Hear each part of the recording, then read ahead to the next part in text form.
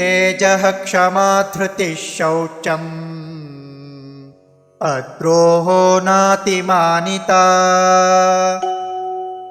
भवन्ति सम्पदं दैवीम् अभिजातस्य भारत।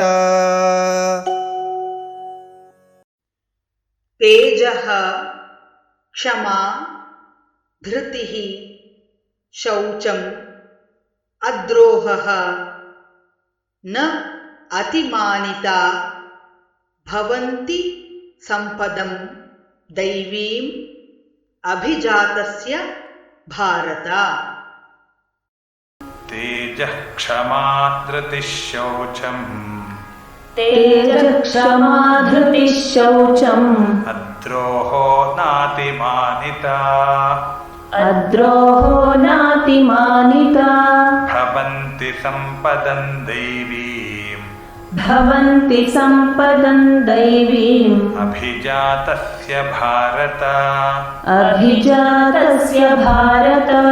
तेजः क्षमा धृतिः शौचमद्रोहो नातिमानिता तेजः क्षमा धृतिः शौचमद्रोहो नातिमानिता भवन्ति सम्पदं दैवीमभिजातस्य भारत।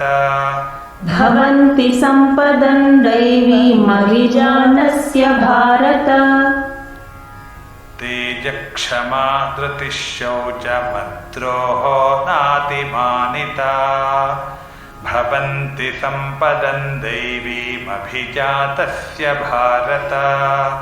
तेजः क्षमा धृतिः शौचमद्रोहो नातिमानिता भवन्ति सम्पदं दैवीमभिजातस्य भारत।